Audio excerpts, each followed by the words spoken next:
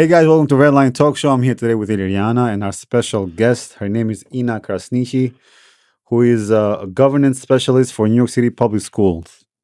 Ina, welcome to the show. Welcome to the show, Ina. Hello, thank you so much for having me. Thank you for being here.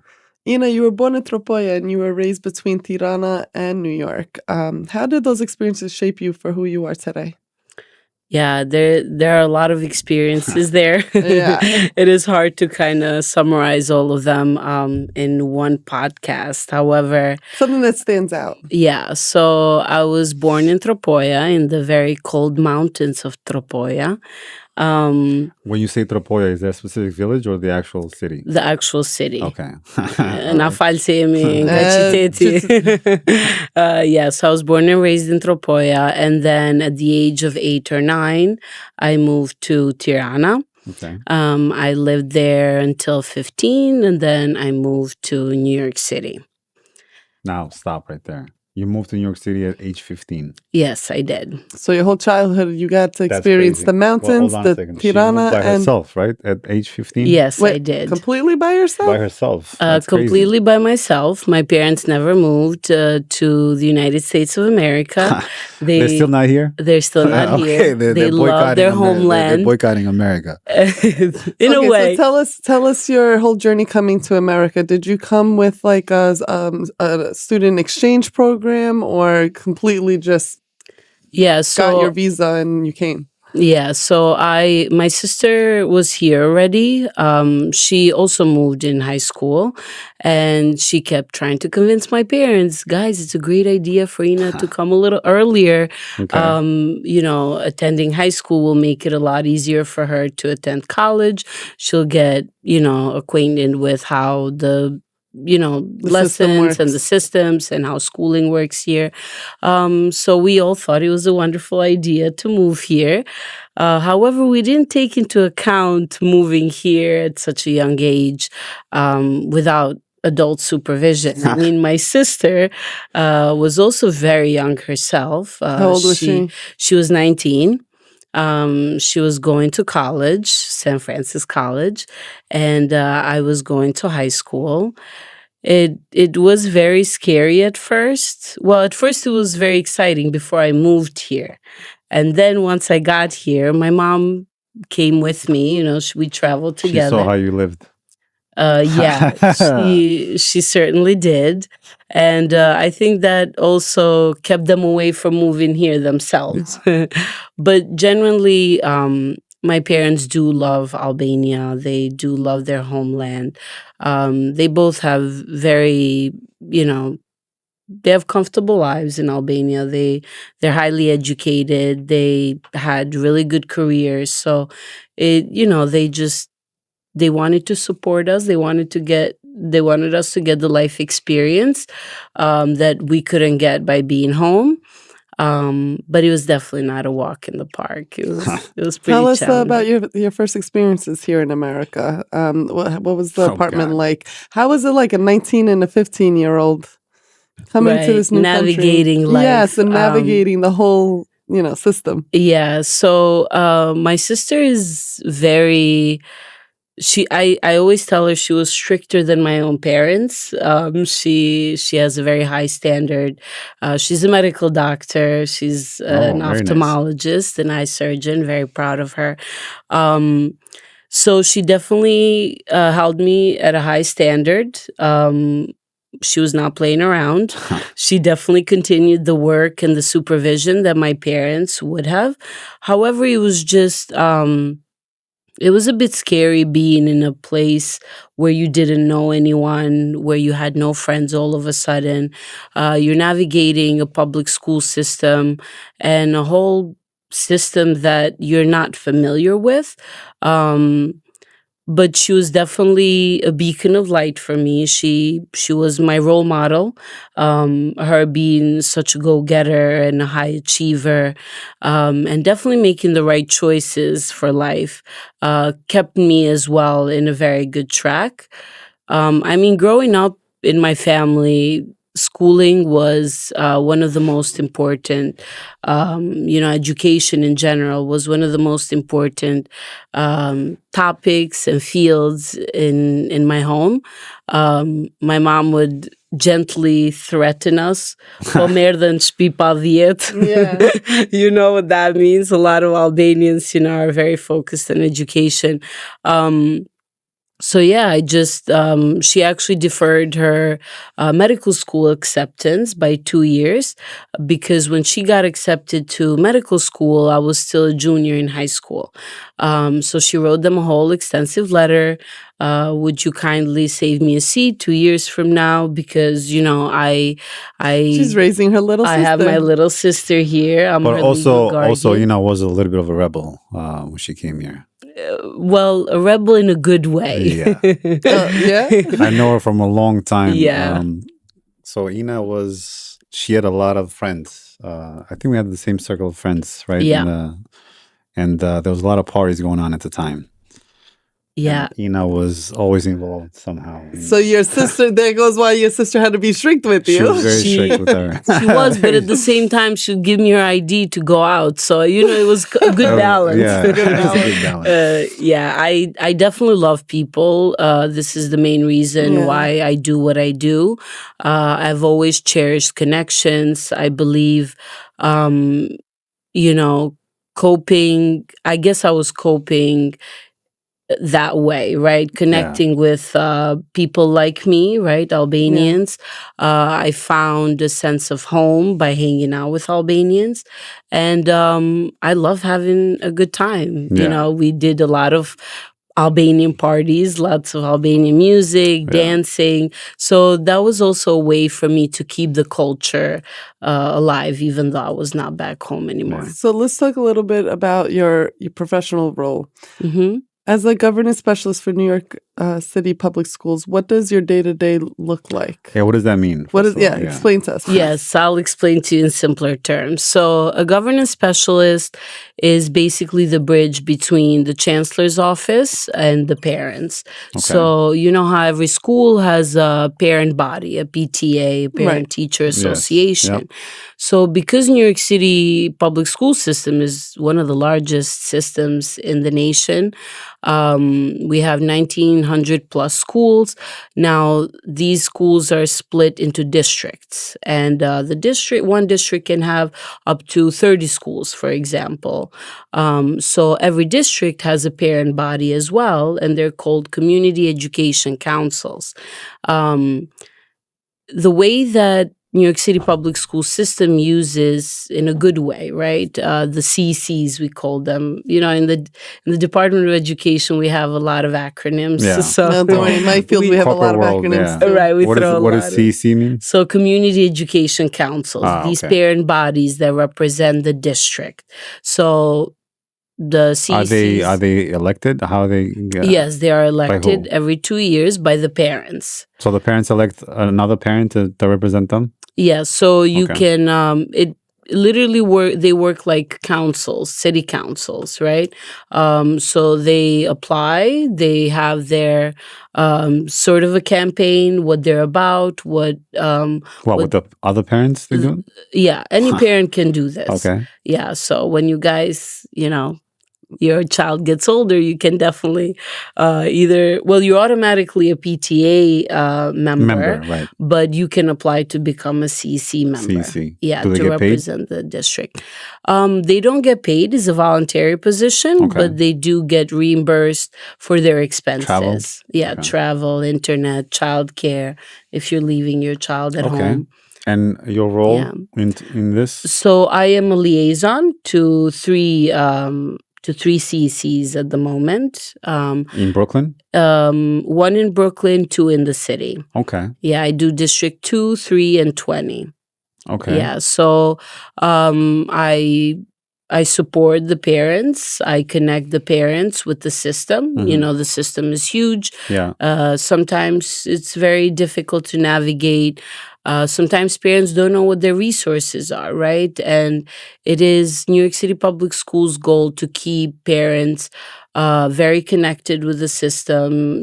Parents have a valuable wealth of insight on how their child operates and what the child's needs are. So, Do they though? In um, reality, if you think about it, because I've heard a lot of concerns from parents that they really don't seem to have a say in what curriculum gets teach to their children, right? Or a better example would be the agenda, quote unquote. mhm, Is being forced upon the kids, and the parents have no say in that. right. So, you know, public service is a very challenging field because you cannot satisfy everyone, right? A lot of times things are perceived in a way that they're not intended to be that way. For Mhm. example, a lot of times parents don't understand why something is being implemented, but us behind the scenes, we use a lot of data and we see what's going on and where the need is and how we can support this need or how we can improve the need. So I would say, it is tough, especially because you're serving such a culturally diverse city, Yeah. and these children come with a background, and the parents come with a background. A lot of times they don't understand why certain things are being implemented. So I would say we try our best. It is not always do achieved, you but do you always agree with the system? Or like, what's do you have an opinion, or it's your job to really just be that messenger and stops right there, or is your job to actually Help um, influence. influence the decision making from whether it's from the public side, the school side, and also from the parent side? So, technically, my role is to support the parents to advocate, right? For them.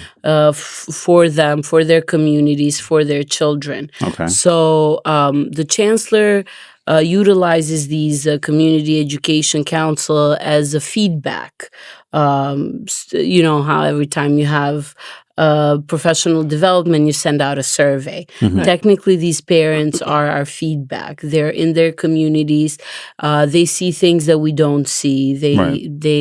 They're witnesses to issues that we're not. So, having continuous regular meetings with these councils, and we have town halls, chancellor town halls, where the community gets to meet with the chancellor.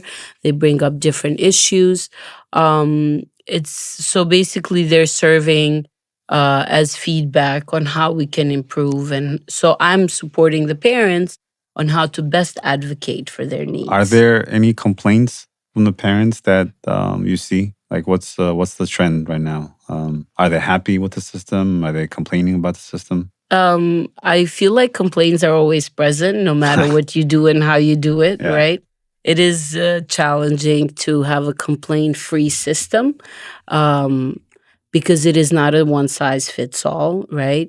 But what I am so happy about that, with research in psychology and the lived experiences, the education system is moving towards trauma informed care, right? So you might ask, what's trauma informed care, right?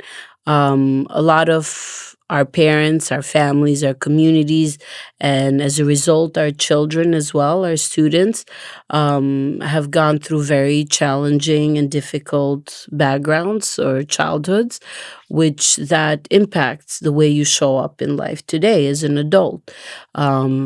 Those experiences, even biologically, but also by modeling, they get transferred to your children, right? How well Okay, that's interesting. you emotionally regulate and how do you approach your children. Like in Albania, we really, until recently, because I see things are changing there as well, we didn't really believe in, I don't want to say mental health, but that someone can be impacted so greatly by um, challenging situations and adverse experiences.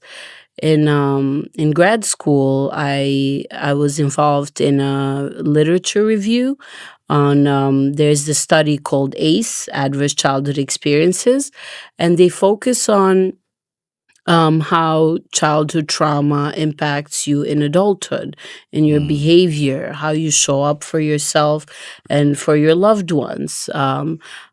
Or, so the higher the ACE score, right, the more adverse negative experiences you had in your life, the more that impacted you in adulthood, right? And we see a lot of addictions. We see a lot of reactive type of behavior. We've all witnessed how Albanians can be a little assertive at times and a Yeah. little impulsive, but that generally just comes from growing up in unsafe environments and environments that taught you that you could not be safe to be yourself and show up how you want to show up. So then your mind and body finds a lot of ways to cope, to adapt to, because the brain's core function is to keep you alive and to survive. So how would you support some children who are dealing with emotional and behavioral challenges? I on daily basis, so at the moment I'm now working with children. I do have a degree, Master's of Science in School Psychology. So I first started focusing on children. However, once I got into the system and I started supporting students, I learned that parents needed a lot of help as well. So many Okay. times parents don't have the right tools to support their children. They know what is happening, but they can't really know how to navigate their child's emotions while they're still going through their own struggles and life. So just holding space for your children, I think, is so important, and that emotions are so important. They're signals to letting you know that something is not right, that something doesn't need to be fixed right now, especially if a child is throwing a tantrum. My professor would always say in school, that is not a teaching moment. That is a moment where you just sit with your child. You try to let them borrow some of your calm, some of your regulation. You have to really remain calm during that Yes. time. Okay. Very calm. Can we talk about that? Because Let's talk about that. who says what's the right way to manage that, right? Because I feel like there's people saying, "No, this is the way you should manage it." There's also how we've been taught to manage it, the Albanian way, which is if you start crying, just slap them again until they stop crying.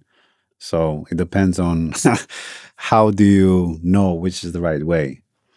So that is the issue right there, right?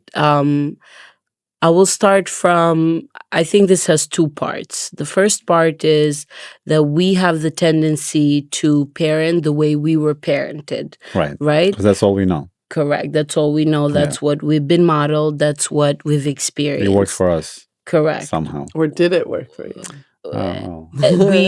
We adapted and we made ourselves believe that it worked for us.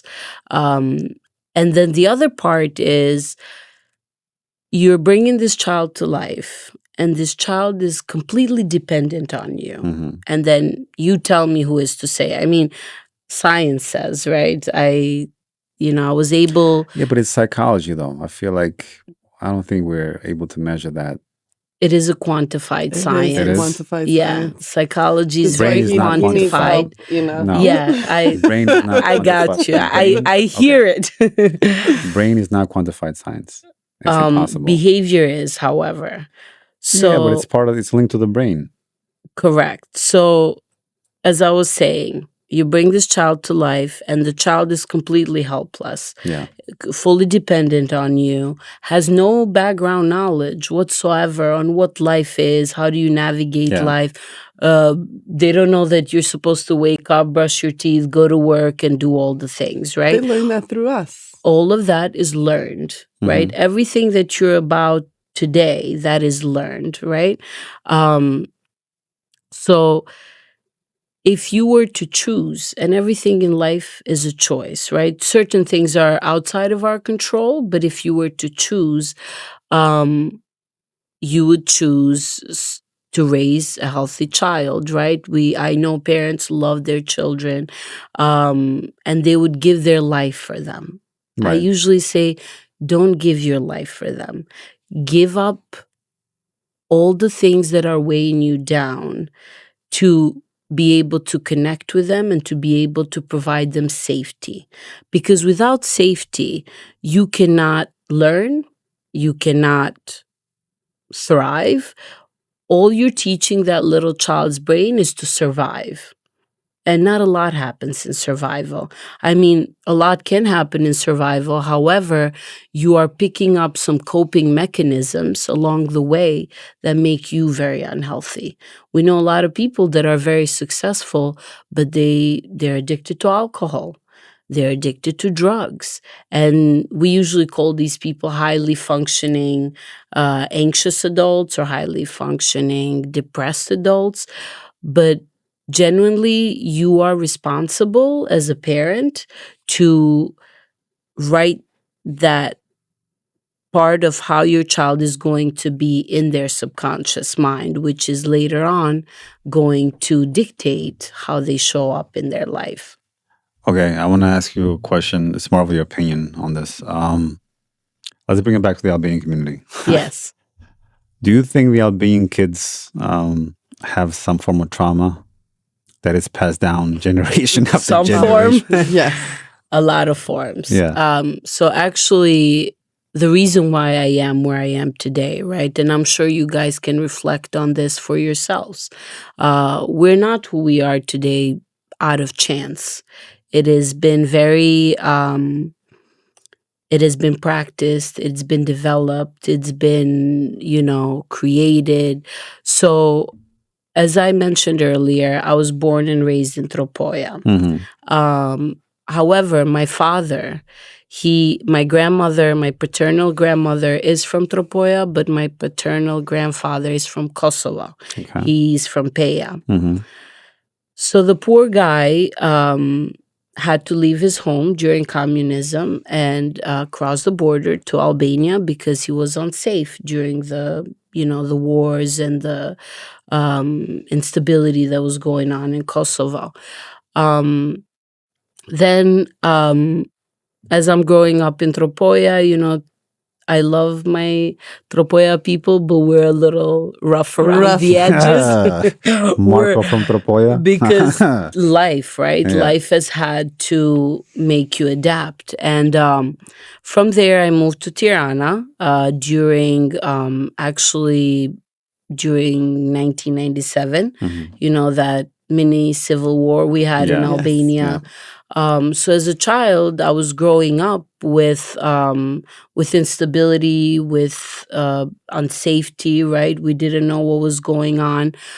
Science also shows that you as a child, you feel your parents' stress, you feel your parents' fear, and what's going on at the time. So as soon as the war in Albania ended, or I should say the internal conflict ended, then the war in Kosovo got worse. happened, in 1998. 98, Right. So a lot of people were displaced from their homes. My father kept in contact with his cousins back in Peja. We actually held about 40, 50 refugees at all times in my house. We were very involved with the war. We had about 2-3 soldier funerals from my home because they didn't have homes. Actually, a few of my close cousins passed away in the war. I now have two beautiful plaques, one in Tirana and one in Tropoja, that was placed there by, the Kosovo army, that we nice. were a very important, we were very a nice. very important part of, Creating free stability and safety and for safety for Kosovo.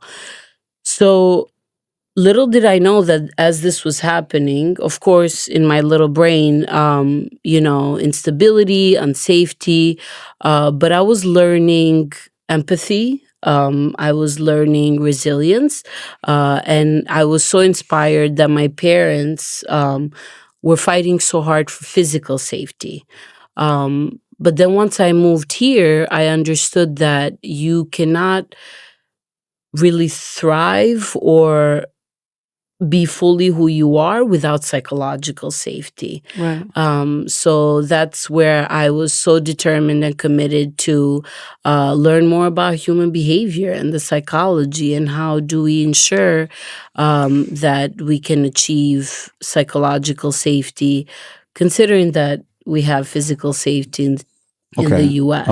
Do you think psychological safety is a concept in Albania that exists, or it's only here in the U.S.?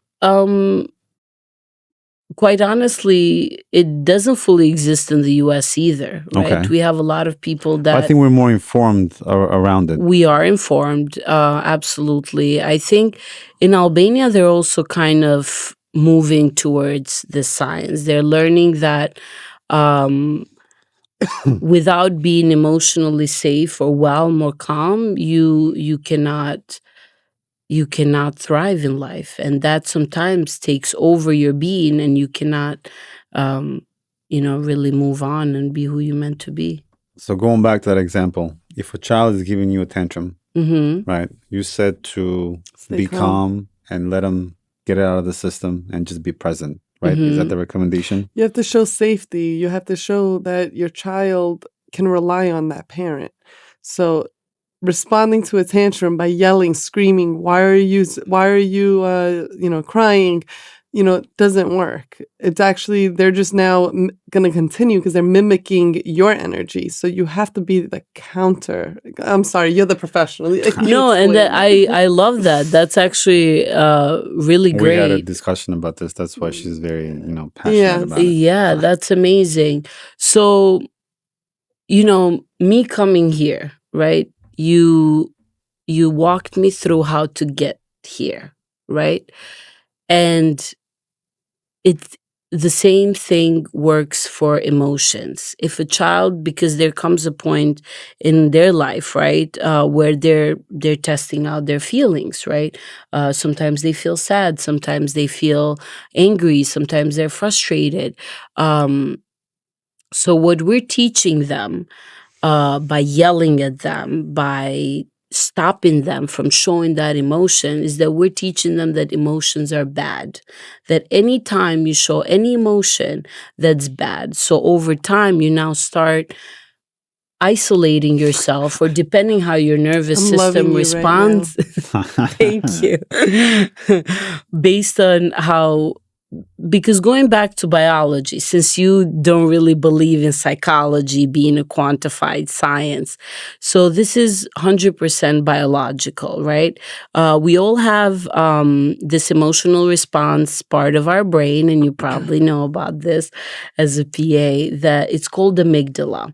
Amygdala's job, it's basically called the firehouse of the brain, is constantly scanning the surrounding to see if you're safe. Okay. So anytime the amygdala perceives something is unsafe, and amygdala can perceive a lot of things as unsafe, right? Your tone of voice, simply how the parent feels, right? They're anxious, they're stressed. So now the amygdala is activated and says, fire, fire, there's danger, right? Okay. So amygdala has a very close connection, a bridge with the frontal lobe, which is the CEO of the brain. And the CEO of the brain does all the planning, organizing, common sense, keeping logic present, right? So as you're growing, right, you don't have the words. to tell your parent why you're sad. You don't have the words to tell your parents what's making you frustrated. Because quite honestly, you don't even know what's making you frustrated.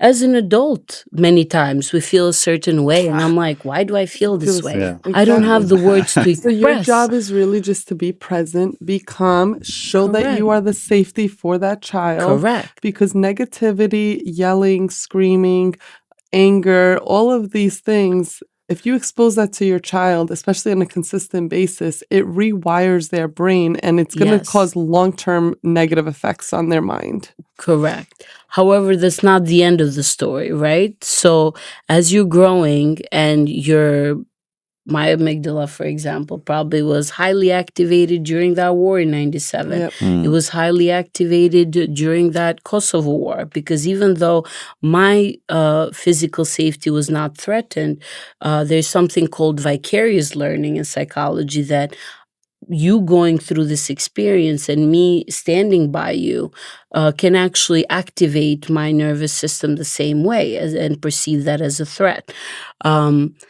So now the amygdala is relying on the frontal lobe, says, hello, can you please help me out? Are we in danger? Should I shut my alarm off or not, right? And frontal lobe says, I don't know. I don't have any background knowledge on this. I don't know what to tell you. So now the amygdala just stays activated. And this is actually called hypervigilance, you know, which our Albanian community lovely members are, right? Being reactive, being impulsive, constantly being on edge, because your amygdala has hijacked your brain and it learned that it couldn't really rely on the logic or the frontal lobe to tell it that we're safe, we're okay. So now you almost have a faulty amygdala, that it doesn't work. But how do we fix the amygdala? That's and this is how we fix the amygdala. How do we fix the amygdala? So I love Tirana it. talked about wiring your brain, right? And in science, in biology, we've learned that you can rewire your brain at any point in your life, right? It is unfortunate that what you went through as a child was not in your hands. You didn't have much control over that. However, you have full control of it while you're an adult. So there's something called neuroplasticity. And neuroplasticity, what it does, this was shown in studies, that if one part of the brain was damaged, the rest of the brain rewired itself in that way to compensate for the function of that brain. So the same thing works for a brain that's hijacked by the amygdala, right? You can rewire your brain. There's so many ways to, by healing your nervous system, right? By not being hypervigilant anymore. Can you give us some examples of how you can you rewire your brain? So there are these two really powerful therapy approaches. One of them is CBT, cognitive behavior therapy, which basically tells you that, you know, consider your brain as your garden. And what is it that you want to grow in your garden, right? You have full power of, you know, planting the seeds that you want to plant there, and considering the seeds as your thoughts, right? I could think of myself as poor me. I can't believe all the things that I went through. The more negative you think, right? then But where is that going to lead me, right? What is that? How? And all your cells are listening, by the way. Whether you speak out loud or you just internalize your thoughts, every cell in your body is listening to you. And it's almost like your thoughts are your thoughts become your reality. If you think negative, negative things will happen. And they will positive things will happen. Right. So I'm sorry to cut you off, but it's almost the same concept of when you want to lose those 5 pounds and you keep saying, I need to lose those 5 pounds. I don't fit in my pants. I feel ugly. I feel fat. Guess what happens? You gain 5 pounds. But then once you start thinking, oh, I look good, I feel good, and I'm going to start walking, and I'm beautiful, and I'm all of this, all of a sudden you realize you actually lost the weight. So your cells are listening. I don't know about that. No, it's true. Well, science, actually. There was a recent study from Harvard Medical School specifically on this, that your literally your whole body is listening to you, and it will operate the way you lead it, right? It's So if I tell myself I'm going to be a millionaire each day, it's going to yeah, happen. absolutely. It's going to happen.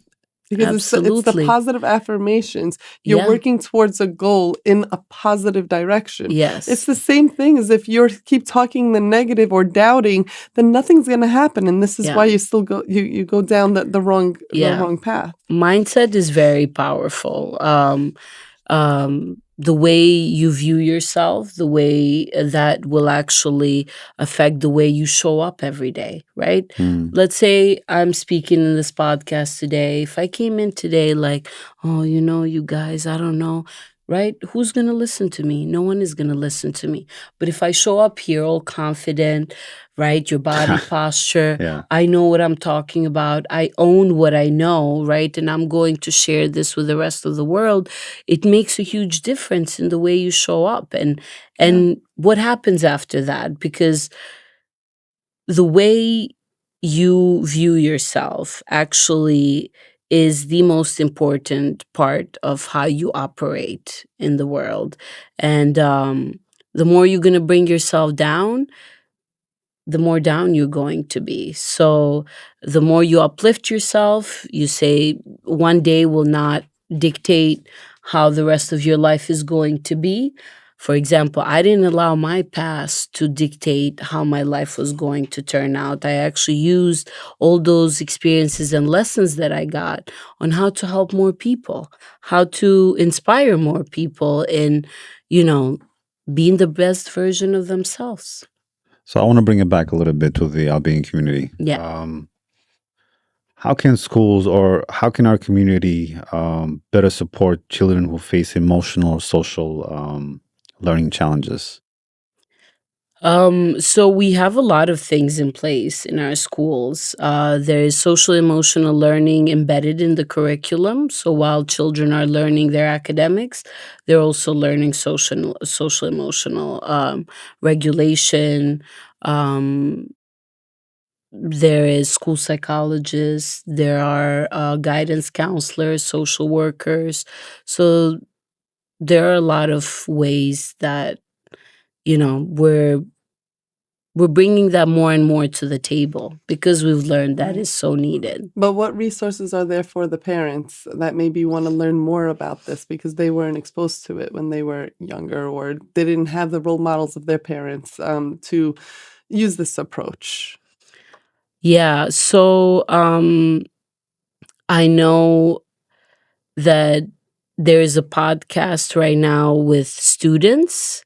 For parents, New York City Public Schools often offers, different professional developments, different webinars and workshops on different topics to support them. It is a bit challenging because parents are so busy; they can't always make it to those events. But we record them, we share them, and we try as much. But I still don't think there is enough. For parents who feel overwhelmed navigating the school systems, what advice would you give them? I would say connect with the school. Connect with the school. There are many professionals in the school that can support you. Ask questions, know your rights. If the school is unable to help you, there is a beautiful hierarchy in DOE, Department of Education, that if one layer is failing you, the next layer will not. So just connect with the system as much as you can. And do you personally offer guidance to parents if they come to you independently, not through the system? I personally offer guidance every day. Right now, especially, it is application season and deadlines are approaching for middle school, for high school. Yeah. So I got so many phone calls about, can you help me out? Which school do you think is the best? Where does my child fit in? Because I also have that background on special education. So special education is another part of our system that is pretty challenging to navigate from parents. So yes, I'm always helping, whether I'm on the clock or not. Right. I'm always gladly helping. Looking ahead, what's your vision for a stronger, more connected Albanian American community where every child thrives culturally, academically, and emotionally? I think connecting with one another is so important. Hence why I was doing all those parties when I was younger. Connecting with each other is so important because it also makes you feel that you're not alone in this, right? There are other people going through the same thing, and there is strength there. There's so much strength. You're literally borrowing from other people's courage to keep going. So connecting with one another, and also um, just being very genuine in the way you connect with each other. I think we do have the tendency a bit as a community to pass on judgment, to be so quick to kind of put a person in a box Right. that they fit in. But everybody's fighting their own battles. Everybody's going through struggles that we don't know about, and it's so important to just hold space for one another. And if we're connecting as adults, we're holding space for each other.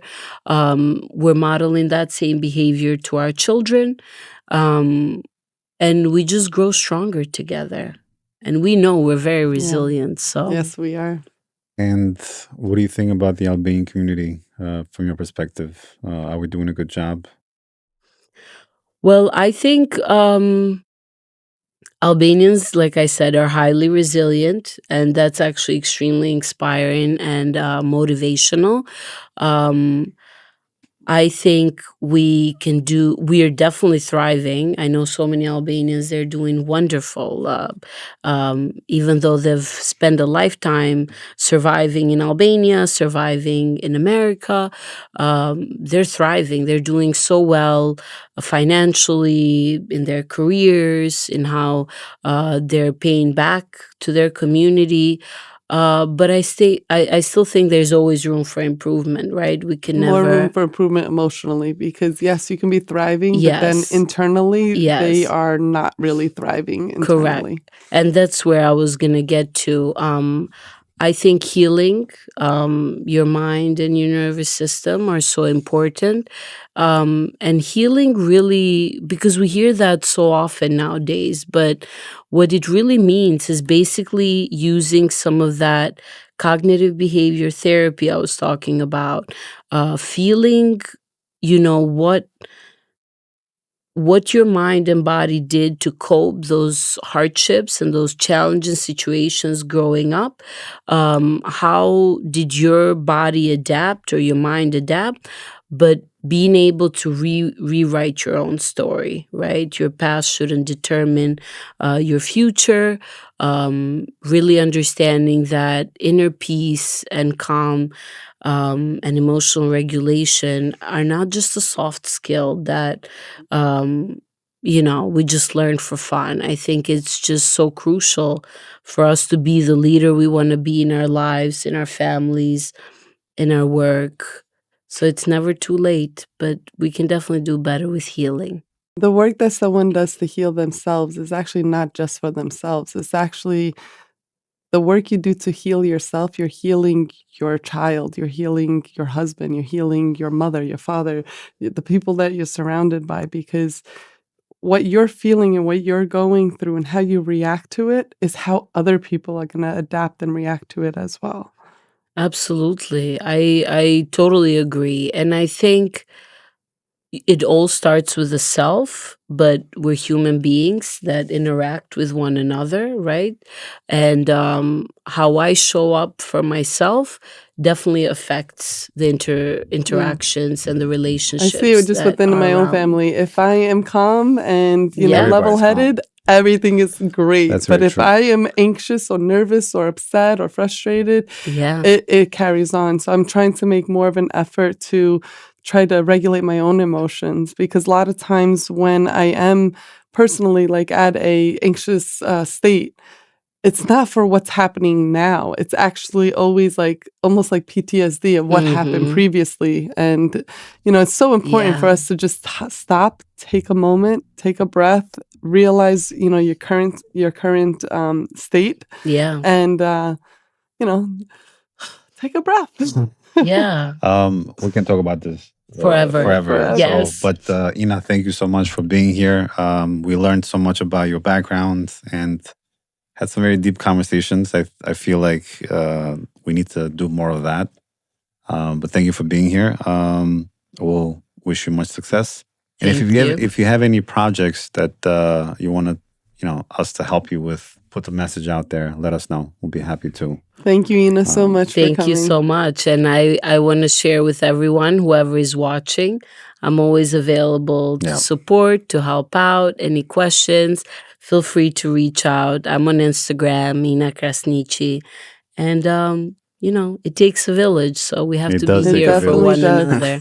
And the work never ends. Thank you so much. Thank you for coming. Thank you. Thank you so much. Bye. Have a good day.